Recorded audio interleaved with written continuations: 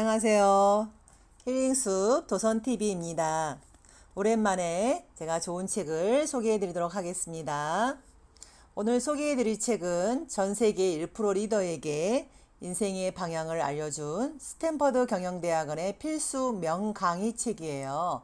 제목은 인간을 탐구하는 수업이라는 책입니다. 이 책은 일본인 사토지라는 분이 이 책을 엮었고요. 그리고 저는 이제 이 책을 어떻게 알게 되었냐 하면은 1인 기업의 그 명강사 김영환 교수님이 한태역에서 그 연합 나비 독서 모임이라는 것을 하고 있어요. 거기에 저는 이제 저희 작은 애하고 같이 9월 달부터 9월 달부터 매주 일요일 9시 50분부터 12시 반까지 하는 독서 모임이에요. 보통 한 40명 정도가 참가하는데 거기서 이제 소개해 준 책이었고 그 책을 오늘 이제 인간을 탐구하는 수업이라는 이 책을 가지고 저희가 독서 토론을 했습니다. 제가 읽어보니까 저도 이 책을 이제 일하면서 고객님들이 없을 때 중간중간 읽었던 책인데 너무 재밌어가지고 이틀 동안 이제 이 책을 읽었어요. 그래서 어떤 때는 이제 일찍 끝났는데도 이 책을 다 읽고 오기 위해서 뭐 2시간 정도 더 제가 가게에서 머물면서 읽었던 책이에요. 이 책은 스탠퍼드 대학교 경영대학원 수업 중에서도 가장 인기 있는 12명 교수의 수업을 소개한 책입니다.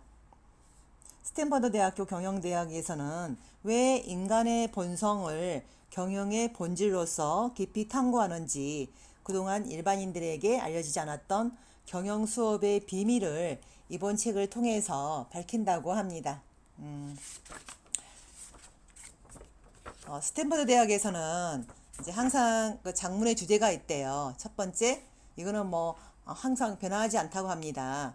첫 번째, 당신에게 가장 중요한 것은 무엇입니까? 두 번째, 그 이유는 무엇입니까?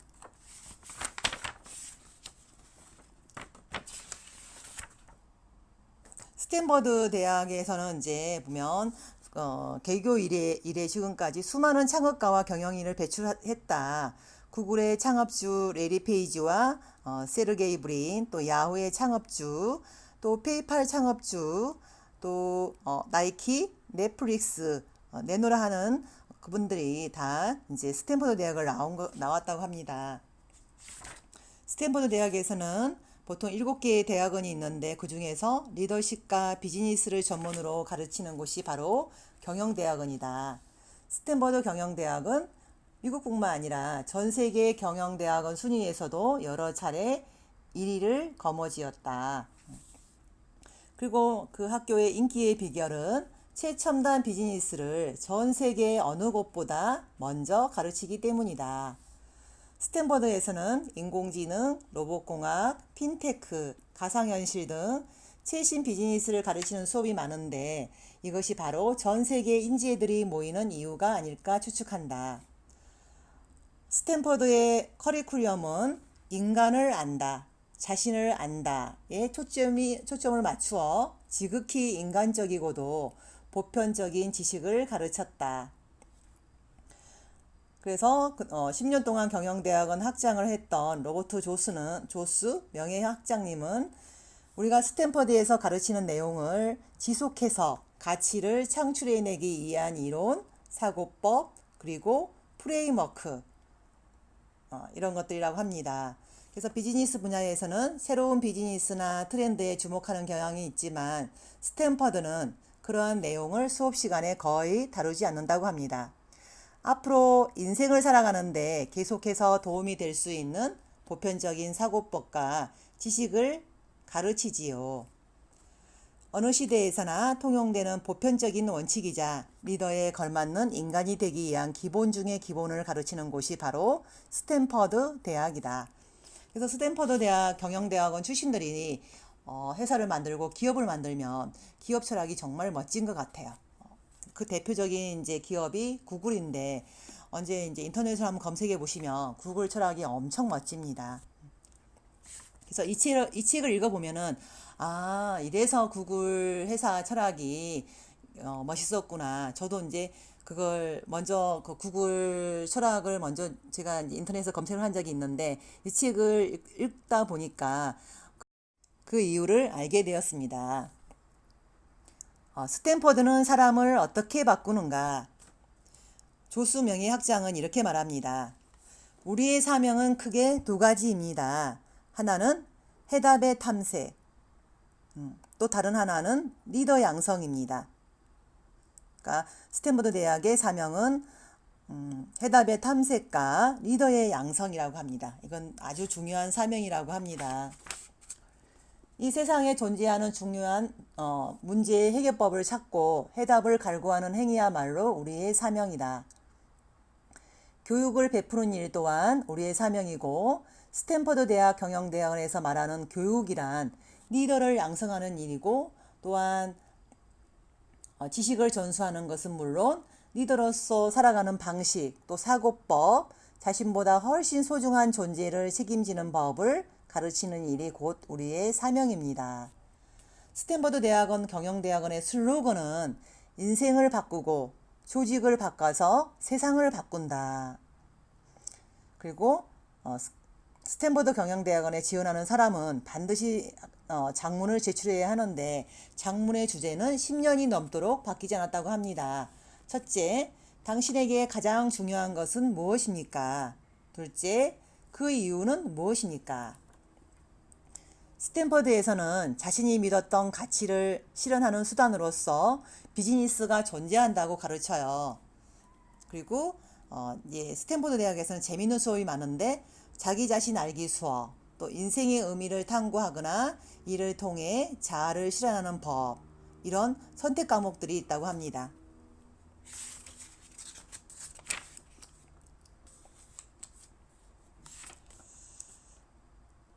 또한 스탠퍼드 대학은 인간이 해야 할 일은 무엇인가, 또 인간만이 가능한 일은 무엇인가, 이런 것도 이제 학생들에게 깊이 생각할 수 있는 기회를 제공한다고 합니다. 그리고 스탠퍼드 대학은 세계 최고의 대학이면서 연민과 자애가 가득한 학교라고 합니다. 구글도 아마 이제 그런 거를 기업 철학에 깔고 있더라고요. 연민과 자애. 타인의 마음을 헤아리는 것. 그러니까 우리가 대화법이나 리더십 수업 시간에도 항상 타인의 마음을 헤아리는 것이 얼마나 중요한지를 이야기한다고 합니다. 냉혹한 사회에서 생존해 나가기 위한 지식을 가르치는 데 있어서도 궁극적으로 인간을 이해하고 자신을 이해하는 일이 중요하다는 사실을 반복해서 가르친다고 합니다. 또한 인기 있는 수업에는 두 가지 공통점이 있는데 하나는 인간을 알기 위한 수업, 인간이 충동 구매를 하는 이유는 무엇일까? 또 이 회사 직원이 행복한 이유는 무엇인가? 이런 거를 심리학, 행동경제학, 조직행동학 측면에서 밝혀나간다고 합니다. 또 다른 하나는 인간의 힘을 기르기 위한 수업입니다. 그러니까 아까 첫 번째 인간을 알기 위한 수업, 또 하나 수업이 인간의 힘을 기르기 위한 수업. 그래서 극한 상황에 부닥쳤을 때 어떻게 말해야 할까? 또 다른 사람 앞에서 능숙하게 이야기하려면 어떻게 해야 할까? 이런 것들을 아주 구체적인 대화법이나 말투까지 상세히 훈련받는다고 합니다. 그래서 스탠퍼드 대학 출신들이 연설할 때 말을 엄청 잘하지요. 진짜 이렇게 말 잘하는 사람들은 이렇게 스탠퍼드 대학 출신들이 많은 것 같아요. 그분들은 이렇게 학교에서 구체적인 대화법과 말투까지 상세하게 훈련받는다고 합니다. 모든 게 다 훈련을 통해서 그렇게 만들어졌다는 거죠. 최정상의 리더가 인간의 힘을 배우는 이유와 이를 통해 깨닫게 되는 점은 무엇일까? 그래서 이 책은 이제 1부에서 인간의 본성을 어떻게 알 수 있는지 가르치고 커리큘럼이라든지 이제 핵심을 파고들어서 소개하고 2부에서는 인간의 본성을 제대로 알았다면 어떻게 그 지식을 활용하여서 인간의 힘을 기를 수 있는지 거기에 대해서 또 소개하고 있습니다. 여기서 보면 이제 1장부터 9장까지 있는데 1장이 이제 보면 이제 스토리의 이력에 대해서 말하고 있습니다. 그러니까 이야기 속의 숨은 이익을 어떻게 얻을 것인가. 이 책의 이제 1장에서는 그 스토리의 중요성에 대해서 이야기를 합니다. 이야기 속의 숨은 이익을 어떻게 얻을 것인가. 그래서 우리가 이제 가장 큰 그 광고가 열리는 곳이 그 미국의 프로 미식 축구 리그라고 합니다. 거기 보면은 진짜 시합 중에 흐르는 광고 단가가 30초에 평균 500만 달러가 된답니다. 그래서 슈퍼볼은 일명 세계 최고의 광고 축제라고 부르는데요. 그래서 여기도 보면은 그 대부분 그 바탕에 스토리가 깔려 있다고 합니다. 그 30초 안에 그 스토리를 잘 만들어야지만이 그걸 보는 사람들이 그걸 광고를 기억한다고 합니다. 슈퍼볼 광고는 어느 작품이든 단 한 번 보았다 하더라도 좀처럼 잊히지 않는 강렬함을 선사한다고 합니다. 그게 아까 말한 것처럼 스토리가 잘 구성이 됐다는 거죠. 그래서 여기서 이제 스토리의 3가지 효과에 대해서 이야기를 합니다. 비즈니스에서 사용되는 스토리는 실화, 또 에피소드, 일화, 전설을 모두 포함한다고 합니다. 스토리를 비즈니스의 요소로 전문 교육을 시작한 지는 약 한 10년쯤 되었고, 미국의 경영대학원에서도 스토리 자체를 주제로 한 수업이 점차 증가하고 있다. 스토리를 활용한 마케팅이나 스토리를 넣은 프리젠테이션 등 스토리는 비즈니스에서 빼놓을 수 없는 요소로 자리 잡았다. 비즈니스에서 스토리가 발휘하는 그 힘 수업은 이제 3가지로 이제 여기서 소개하고 있습니다. 그러니까 스토리의 효과 3가지. 첫째는 스토리는 소비자에게 이유를 제공한다. 여기서 가장 중요한 것은 타사 제품과의 차별화가 관건이라고 합니다. 수많은 상품 속에서 소비자의 선택을 받기 위해서는 이유가 필요하다. 그 이유를 부여하는 것이 바로 스토리이다. 둘째, 스토리는 혁신의 지침이 된다. 아커 교수는 인간의 사고방식, 감정, 행동을 바꾸는 힘이 스토리에 있다고 합니다. 스토리는 혁신을 촉진하고 커다란 지침을 제시하면서 스토리가 그렇게 형성이 된다고 합니다. 그래서 직원들이 혁신을 일으키기를 바라는 경영인이라면 직접 지침을 내리기보다 구체적인 스토리를 들려주었을 때 이것이 훌륭한 지침으로서 직원에게 힘을 발휘한다고 합니다. 셋째, 스토리는 직원의 의욕을 자극하는 데 가장 효과적이라고 합니다. 함께 일하는 동료의 이야기가 공적으로 알려진다면 직원들은 스스로 내부의 의욕에 불을 지피게 된다. 이처럼 스토리는 마케팅, 혁신, 리더십이라는 3가지 분야에서 큰 이력을 발휘한다. 그리고 이제 이 스토리가 어떻게 활용되는가? 아까 첫 번째 마케팅 분야하고 또 뭐가 있나요? 그래서 여기서 보면은 그 미국의 창업자 중에 한 명이 존 노드스트롬이라는 분이 있는데 이분이 그 미국인들이 가장 그 노스트롬에서 쇼핑하기를 가장 원한대요. 그게 철저한 고객 제휴주의가 있대요. 그래서 고객의 예상을 훨씬 뛰어넘어서 가하다 싶을 만큼 고객을 먼저 생각한다고 합니다. 그리고 만약에 뭐 자기 회사에서 사지 않았던 그 중고 타이어를 이제 뭐 와서 그걸 다시 뭐 이렇게 이제 거기에 대해서 뭐 환불해달라 이런 게 있었나 봐요. 근데 자기 회사에서 만들지 않았지만은 그 중고 타이어 정식 판매 가격을 알아내고 돈을 이제 그 중고 가격만큼 돌려주었다고 합니다. 그래서 고객을 우선으로 생각한다면 이렇게 하는 편이 옳다고 판단했기 때문이라고 합니다. 이 일화는 되게 유명하다고 합니다. 그리고 만약에 이제 뭐 오늘 회의에 입고 갈 이제 와이셔츠를 이게 있다면은 그것을 뭐 다려주기도 하고 또 쇼핑하는 사이에 자동차 안을 따뜻하게 해준다고 합니다. 이게 이제 그 노스트롬의 쇼핑 센터가 가지고 있는 이제 그 스토리고, 그래서 이 노스트롬 쇼핑은 예전과는 사뭇 다른 시각으로 이렇게 이제 사람들이 보기 시작했고, 이 백화점은 항상 고객을 우선으로 생각한다는 인식이 온갖 단편적인 일들과 연결되어서 인식이 된다고 합니다. 그래서 이런 고객 감동 스토리가 이 그 백화점의 성장하는 원동력이 되었고, 그 스토리가 얼마나 매출 증가에 기여하는지 그 상징하는 사례가 되기도 했습니다. 그리고 또 여기서 보면 뭐 에르메스라든지 이제 루비통 같은 경우도 소개하고 있는데, 뭐 루비통 제품은 튼튼하고 오래 간다 이런 메시지를 이제 전달하는 그 스토리가 있다고 합니다. 또 에르메스 같은 경우는 고객의 사소한 요구도 함부로 지나치지 않고 그에 충족하는 가방을 만들어주는 회사라는 인식을 이렇게 스토리로 심어줬대요. 그래서 스토리 하나하나를 제품에 부여해서 그들만의 특별함을 강조한다. 이건 이제 에르메스의 이야기죠.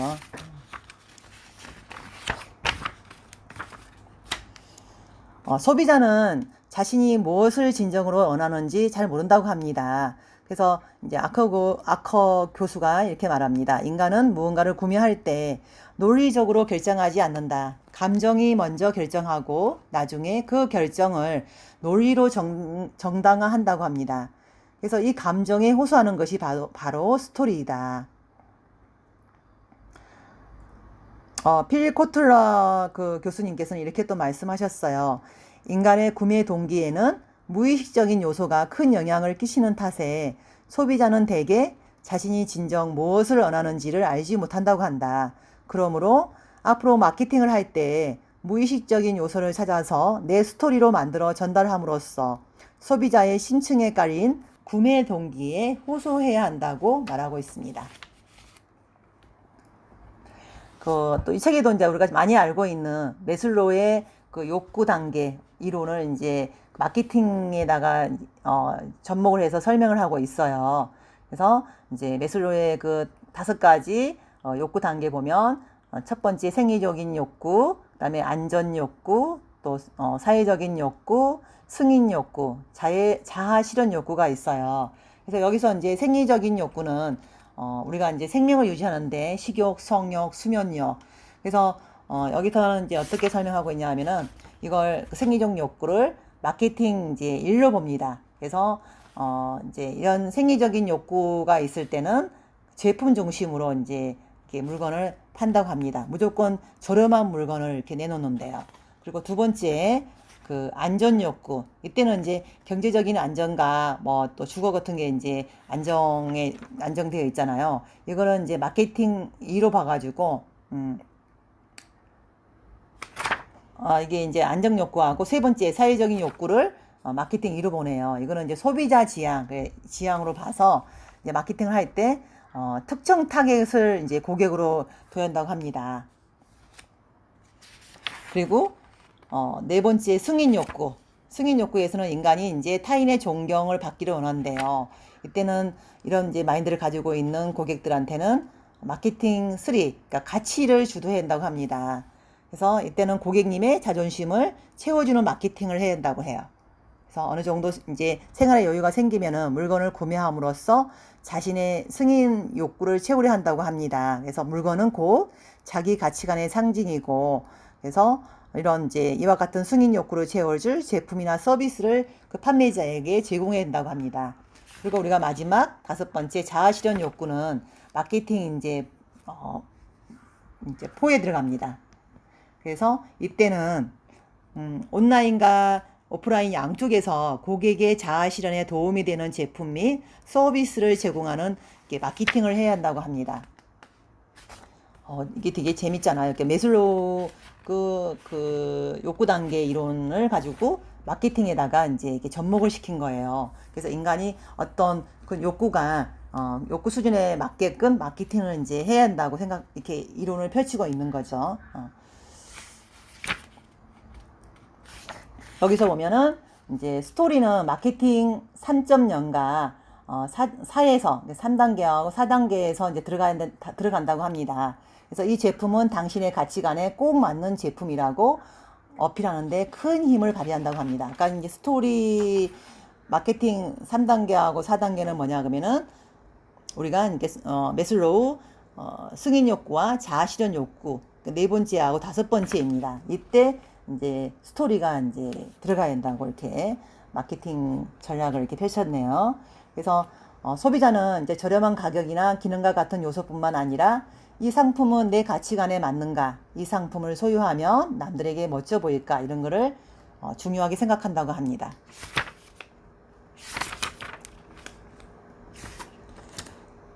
그리고 이제 여기서 보면 그 터세이인가? 터세이 회사를 소개한 게 있는데, 이 회사도 되게 멋지더라고요. 이 회사는 이제 아마 일본에 있는 회사인 것 같은데, 신칸센 청소회사라고 합니다. 동일본에 있는 이제 회사인데, 이 테세이가 이룬 기적 같은 부활 이야기가 이제 또 하버드 대학 경영대학원의 필수 과목으로 채택이 되었대요. 그래서 테세이는 신칸센 청소 업무를 담당하는 하청 회사였는데, 이렇게 이제 매출액이 2015년을 기준으로 해서 어마어마하게 성장이 됐다고 합니다. 도쿄역에 신칸센이 들어와 나갈 때까지 고작 이렇게 이제 도쿄역 역 같은 데서 이제 이 터세이 그 청소하는 걸 많이 하는가 보죠. 뭐 역에서 여기 이제 그 또 종점에 갔을 때 한 7분 정도 정차하는데 이 7분이라는 시간 동안에 청소 담당 직원이 단 한 명이 열차 객실 하나를 완벽하게 청소를 한다고 합니다. 그래서 이 모습을 7분의 기적이라고 하면서 이제 CNN이라든지 BBC를 비롯해서 언론 매체를 통해서 보도가 되었다고 하는데, 테세이도 예전에는 이제 우량 기업이 아니었다고 합니다. 근데 2005년 이제 그 기획부장 야베 데루오가 부임을 하면서 대대적인 계획이 추진된 덕분에 이제 부활을 했대요. 근데 여기도 스토리가 있다고 합니다. 그래서 기획부장인 야베 데루오는 어떤 식으로 스토리를 능숙하게 활용했을까요? 그래서 그 방법은 두 가지가 있는데, 하나는 직원들에게 여러분의 기술이 없으면 신칸센은 움직이지 못한다고 반복해서 이야기한 점이라고 합니다. 그래서 청소하는 분들이 이제 여러분은 청소하는 아저씨 아줌마가 아닙니다.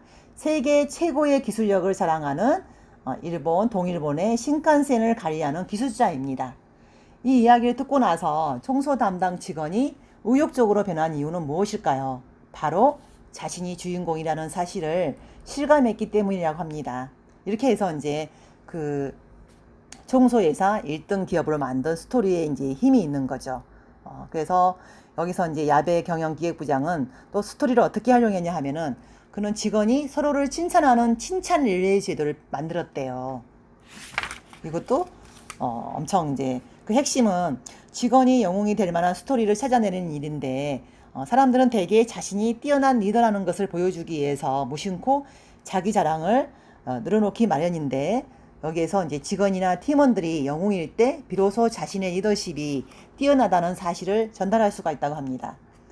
그리고 동료가 제보한 칭찬 사례가 실명으로 실린다고 합니다. 그래서 칭찬 주인공이 현장 책임자가 아닌 현장에서 일하는 청소 담당 직원이라는 점이에요. 그래서 칭찬을 받는 당사자는 자연스럽게 나도 동료의 좋은 점을 찾아내서 칭찬을 해야겠다고 생각을 한다고 합니다. 그래서 이게 스토리가 인간에게 이토록 큰 영향을 미치는 이유는 무엇일까? 여기는 세 가지 특성이 있는데 아커 교수가 말씀을 하십니다. 첫 번째, 기억에 남는다. 두 번째, 자료나 숫자보다 강렬한 인상을 준다. 또 세 번째, 듣는 사람의 마음에 호소한다는 점입니다. 그래서 스탠퍼드 경영대학원의 치빕스 교수는 기억에 각인되는 아이디어 만들기라는 수업이 있대요. 참 재미있는 수업 시간이죠. 여기서 이제 이런 것들을 또 많이 다룬다고 합니다. 또 그리고 사람들이 이렇게 이제 뭔가를 공부할 때 발표 내용 중 스토리를 기억하는 사람이 무려 63%였고 자료만 기억한 사람은 5%밖에 안 된다고 합니다. 그래서 많은 사람의 기억에 남는 발표자의 특징은 첫 번째, 스토리를 많이 사용했고, 두 번째, 감정에 호소했다. 또 세 번째, 10가지를 다 말하지 않고 한 가지로 추려서 프리젠테이션 했다. 이 중에 하나라고 합니다. 그래서 스토리는 왜 기억에 남을까? 정답은 내가 기억하는 방법에서 찾을 수가 있습니다. 희수 교수는 뇌 구조를 찍찍이 테이프에 비유하며 뇌에는 놀라우리만큼 많은 돌기가 있다. 즉 말이나 숫자의 나열과 달리 스토리는 뇌에 난 돌기의 걸림으로 훨씬 더 기억에 남는다고 합니다. 이 돌기를 갖다가 이제 시냅스라고 합니다. 시냅스가 시냅스끼리 이렇게 전달이 된다고 합니다. 스토리의 두 번째 특징은 데이터나 숫자보다 강렬한 인상을 준다고 합니다. 그리고 이 스토리는 또 듣는 사람의 마음에 호소한다고 합니다. 그래서 스토리를 들었을 때 두뇌 반응에 이렇게 이제 주목을 해 보면은 소리, 단어, 문장, 스토리 등을 들었을 때 뇌가 어떻게 변하는지 조사를 했다고 합니다. 그래서 힘든 소리를 들었을 때는 뇌의 청각 영역이 점차 활성화되고 의미를 아는 단어의 나열을 들었을 때는 감각성 언어 영역이 활성화되며 또 의미 있는 문장을 들었을 때는 모든 언어 영역이 활성화된다는 사실이 밝혀졌다고 합니다. 그래서 하승 교수는 스토리를 들었을 때는 청각과 언어 영역뿐만 아니라 뇌에 깊숙한 곳, 이걸 갖다가 이제 전두엽과 두정엽이라고 합니다. 그런 반응이 퍼져나가며 이러한 반응은 하자의 두뇌 반응과 거의 똑같다고 합니다. 그래서 하승 교수는 이를 뇌와 뇌의 커플링 또 뇌의 동조화라고 불렀습니다. 즉 스토리를 들려주면은 하자의 생각은 물론 감정까지도 듣는 자, 그러니까 청자에게 동조화된다. 그래서 이와 같은 스토리 세 가지 특성이야말로 이제 인간을 움직인다고 합니다. 그래서 이게 참 이 책에서 이제 1장이 아주 중요한데 여기서 다시 한번 이제 키포인트를 정리해 보면 스토리는 세 가지 분야에서 효과를 발휘한다. 첫째, 마케팅. 두 번째, 혁신. 세 번째, 리더십. 그러니까 이런 마케팅과 혁신과 리더십에서 스토리를 최대한 활용을 하라는 거죠. 또한 과학적으로 증명된 스토리의 힘에는 첫 번째, 왜 그렇게 그 스토리가 이렇게 힘이 있나? 첫 번째는 기억에 새겨진다. 두 번째는 데이터나 숫자보다 사람을 움직인다. 세 번째는 인간의 뇌에 호소한다. 그래서 이제 앞으로는 마케팅을 할 때 이런 무의식적인 요소를 찾아서 내 스토리로 만드는 게 참 좋다고 합니다. 그렇게 해서 소비자의 심층에 깔린 구매 동기에 이걸 이제 스토리로 호소를 해야 한다고 합니다. 그리고 다시 한번 또 정의를 하면 왜 그러냐 하면 인간은 무언가를 구매할 때 논리적으로 결정하지 않는다고 합니다. 감정이 먼저 결정하고 나중에 그 결정을 논리로 정당하기 때문에 감정에 호소하는 것이 바로 스토리라고 합니다. 오늘은 이렇게 또 하다 보니까 일장만 하는데도 20분, 25분이 이렇게 훌쩍 지나간 것 같아요. 그래서 정말 이 책이 좋은 내용이 너무 많아서 오늘은 이제 여기까지 하고 제가 이제 또 시간이 날 때 2부를 다시 한번 또 소개해 드리도록 하겠습니다. 고맙습니다.